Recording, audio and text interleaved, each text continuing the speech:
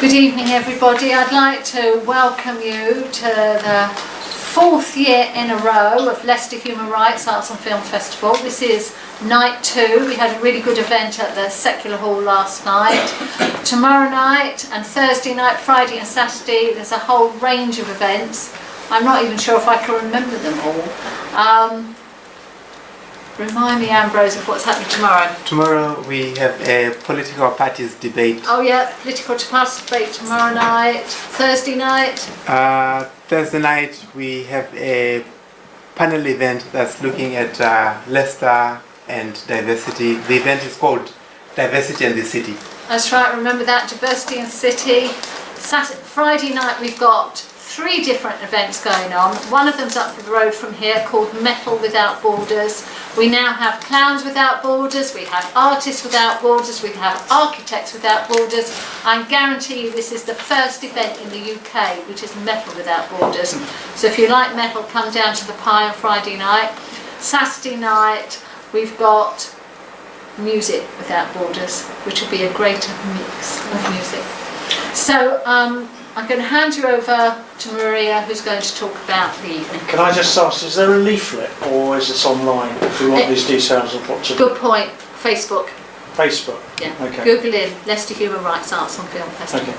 There's a website. So my name is Rovisco. I'm a lecturer in Media and Communication at the University of Leicester, and this event is a collaboration between the festival and the Leicester Migration Network, which is a group of researchers who work on issues of migration across the university.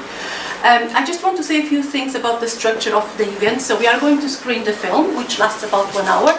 And then we are going to invite responses from yourselves and the panel to the film. Then we have a very short break, a 10 minutes break, to give time to people to go outside, have a drink and come back. And then we are going to have a panel discussion with 3 panelists and a chair. And hopefully we can have discussion connecting the film to issues of arts, the role of the arts in stimulating and creating more public debate about issues of migration and asylum, and whether issues of human rights are being ignored or not, and what can be done. So we've got a group of panelists. I also want to ask if a few of you would stay after the event, because we would like to collect some feedback. We would like to collect 2 or 3 minutes clips with your views, your responses to this event that we could take with us, also to document and reflect about the event and possibly plan more events next year. So thank you. I would like now to introduce Isabel. Isabel, she is a visual artist based in Newcastle, and she is the director of this film. But this is not just a film. This is the film is just an output, a product of a much larger and much more fascinating project, which I would like Isabel to talk about later on in the panel discussion.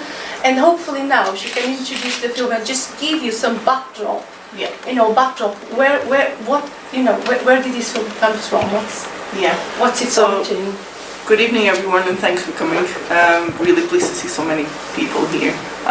So essentially, this film initially was supposed to be a response, very quick response to, I don't know if you were aware of that, those news of the Red Doors in Middlesbrough, where the asylum seekers were housed in places where they were identified with red doors. So it started as an investigation of what lied behind those red doors. So what were the issues? So it started with the housing, and then in collaboration with a group of refugees that lived in those houses that are from Joe Musts, contracted by G4S, which are contracted by the Home Office, and so on. And I tried to collect as many voices regarding the issues as possible.